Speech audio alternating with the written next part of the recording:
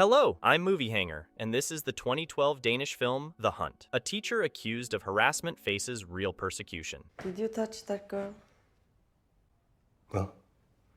The film starts with a scene where a group of men stands on the shore of a lake, daring each other to jump into the water, despite it being November and slightly cold outside. Eventually, one man does dive in. The cold water cramps his legs. To rescue him, the main protagonist, Lucas, dives into the lake. In the next scene, Lucas enters the courtyard of a kindergarten. The children joyfully rush to him to play. It turns out he works as a preschool teacher and is quite loved by his pupils. One day, leaving the store, he notices Clara, a girl from his group, alone without her parents. According to her, she got lost. Lucas walks the girl home. Her parents are glad to see him as a good friend and invite him for dinner. While having a cup of coffee, it is revealed that the teacher's wife left him, taking their son. The teenager wants to live with his father, but the mother is clearly against it, even though Lucas has found a job after the school was closed. Clara's parents sometimes argue. During one of such arguments about who will take the girl to the kindergarten, Lucas finds her on the street in front of the house and takes her with him after notifying her father. While playing with the children, Lucas pretends to be dead. To revive him, Clara kisses the teacher on the lips. At the same time, she secretly puts a sealed envelope with a plastic heart inside his pocket. The man interrupts the game, sending the children to eat fruits, but he calls Clara back and explains to her that no one but Daddy and Mommy should be kissed on the lips. He also returns the envelope with the heart, suggesting the girl give it to one of the boys. However, the disappointed and rejected girl, already skilled in women's tricks from a young age, refuses to admit that she was the one who put the envelope in his pocket. Someone played a trick on Lucas, writing her name on the envelope. In the evening, when the kindergarten closes and no parents come for the girl, she tells another teacher that she hates Lucas. In passing, she mentions his reproductive organ sticking up, such deep knowledge she got from her older brother, who, for fun, showed her a couple of frames from an adult movie. The woman, not knowing the truth, becomes seriously alarmed by such intimate information. Meanwhile, things are gradually improving for Lucas himself. His ex-wife, after talking to their son, agrees that the boy can live with his father. Also, a young worker, Nadia, has her eyes on the man. She makes rather unambiguous hints, which Lucas either doesn't understand or simply doesn't rush things. During the hunt, he shot a deer. After the hunt, he sits at the same table with his friends, drinking for relaxation. After the party, having driven his best friend, the father of a girl named Clara, home, Lucas goes to meet Nadia, who is waiting for him. Spending the weekend together, they go to work on Monday as usual. Lucas plays with the children as usual, while Nadia watches with a smile from the side. The fun is interrupted by the director of the kindergarten, Greta, who after Clara's story, suspects him of molestation. In the course of a private conversation, she informs him that a child said they saw his genitals. Lucas doesn't even try to explain. He just accepts the accusations as a given. He is told to take some time off. While the educator is afraid to even approach the children to play, the director invites a psychologist to talk to Clara. At first, the girl doesn't want to say anything, but with the help of leading questions that cannot be answered definitively, the adults affirm their previously constructed erroneous theory. Truly important questions that shape the degree of the accused's guilt are asked during the interrogation, when the girl blatantly lies and continues to naively make things up. This conversation prompts the entire female part of the teaching council to announce their suspicions at a parent meeting, despite the lack of evidence and the girl's reputation as a fantasist. Having sent Lucas home, the director calls Clara's mother to tell her about her suspicions. After that, without deeming it necessary to notify law enforcement, she informs the parents that their children may have been molested, but this is not certain. At the same time, she asks not to raise panic prematurely, as nothing has yet been proven. At night, Lucas receives a call from his son, who along with his mother, has heard the rumors. The man tells his son not to believe these gossips. Lucas shares this with Nadia. She laughs, but he is not in the mood for laughter. In the morning, the educator goes to the kindergarten to talk to the director, but the woman carefully avoids the conversation. Otherwise, she would have to explain her actions, which are not backed by legal basis and norms. During the conversation, the director slips up, revealing Clara as the cause of the celebration. After this, one of the fathers politely escorts the educator away. Lucas goes to Clara's parents. Her father, who had called him his best friend just a couple of days ago, asks why his daughter, who has never lied to anyone, would lie about something like this. Lucas doesn't know, but he is firm in his belief that she is lying now. He would never do anything like that. The girl's father does not believe his assurances and asks his friend to leave. When the girl's mother appears, a scandal breaks out. Meanwhile, none of of the adults bother to explain to Lucas what exactly the girl said about him. As the educator is leaving, the father is about to start a fight. Clara witnesses this and does not like what she sees. A few minutes later, she admits to her mother that Lucas did nothing. She just made something up in kindergarten, and now everyone keeps talking about it. But instead of logic, the woman turns to emotion and decides it's a variation of Stockholm Syndrome. Meanwhile, the kindergarten teaching council informs Nadia that her new boyfriend is a pedophile. Of course, this is not yet proven, but they have already decided. One of the arguments for his guilt is the fact that he is often seen with children in different places. The fact that he is a favorite educator in a small town, barely larger than a village, bothers no one. A bit later, Clara comes to Lucas's house to play with the dog. The man says that her mother must give permission first. The girl starts crying in response to the question, what did he do to her? She says she doesn't remember and others are to blame. Lucas sends her home. Nadia witnesses this conversation. She asks him if he is a pervert. Instead of giving a straightforward answer, the man gets offended and drives the girl away. He is insulted that even she considers him capable of such a thing. In early December, Lucas's son, Marcus, comes to visit. Shortly after, a godfather, who also doesn't believe the rumors, arrives. They discuss the current situation, but see no way out. Later, when Marcus goes to the store, the manager tells him that neither he nor his father should ever come back. When the boy returns home, he finds that his father has finally been arrested, instead of just being subject to rumors. Without a key to enter the house, Marcus goes to Clara's parents. The teenager talks to her parents. Unlike them, he believes in his father's innocence. When he directly accuses the girl of lying, adult men among the guests nearly beat him up, kicking him out of the house. Then, he goes to his godfather's house. There, it turns out that a hearing is being prepared for Lucas's case. The situation is ambiguous. On one hand, the children, who are interviewed with leading questions, tell the same story, including descriptions of a basement in the educator's house, but on the other hand, Lucas's house doesn't have a basement. The local residents are already ready to take justice into their own hands. The next morning, Lucas arrives at his godfather's house. He has been released due to lack of evidence of guilt. While they are rejoicing, his dog runs off to play in the forest. In the evening, already at home, the man witnesses someone throwing a huge rock through his window. Going outside, Lucas finds his dog's corpse wrapped in black plastic. Someone from the locals decided to take revenge on the educator in this way. After sending his son to his mother, the man buries the killed dog in the yard under pouring rain in the morning. Later, he goes to the store to buy groceries, but the seller initially refuses to serve him and then beats him up. When trying to take the groceries, the other sellers throw him out of the store and throw cans of food after him, one of which cuts the skin on his head. Despite the wounds, Lucas returns to the store for the groceries. The butcher blocks his way, but with a headbutt, the former teacher breaks his nose. Beaten, Lucas goes to church on Christmas Eve, where the local residents have gathered. No one stops him, at least not in the presence of witnesses who might not share the idea of taking justice into their own hands. However, no one wants to sit on the same bench with him either. During the sermon, the teacher looks back at his former friend, Clara's father, who didn't even try to understand the situation. Nadia, Lucas's former girlfriend, leads the children's choir, which performs a Christmas song. Clara is standing in the front row. During the performance, Lucas's nerves give way. He gets up from his seat and goes to Clara's parents to ask if they want to say anything to him. After a brief scuffle, men escort Lucas out. Back at home, when Clara has been put to bed, she dreams of the killed dog of the teacher, which she loved to play with. Her father enters the bedroom, and the girl confesses to him that she lied and slandered the teacher, not without the help of adults, who concocted most of her testimony. After that, the father takes a bottle of whiskey and some snacks and goes to reconcile with his best friend, forgetting to tell his wife that the daughter confessed to slander. Even to Lucas, with whom he is celebrating Christmas, the father does not admit that the girl slandered him, because in that case, many respected people would look very bad, which is much worse than the ruined life of one person. A year later, Lucas goes hunting with his friends, who are such that he doesn't need enemies. He takes his son and Nadia with him. Nasty people who accused him of a terrible crime are now polite and hypocritically shaking hands. During the ceremonial speech, Lucas looks at their faces but says nothing. The godfather gives Lucas's son his first hunting rifle. A little later, he meets Clara. The girl has a habit of not stepping on the lines of squares, and in one of the rooms, the floor is made of small tiles. Lucas, as before, thoughtlessly carries the girl in his arms. While hunting, the man wanders through the forest with his son Marcus. As dusk approaches, they are tracking deer. Lucas watches them when a bullet embeds itself into a tree right next to him, literally above his head. He sees the silhouette of the shooter on the slope of the hill, but the rays of the sun hit his face, making it hard to recognize him. That's where the movie ends. Thank you all for watching. Please like this video and subscribe to the channel. Bye everyone.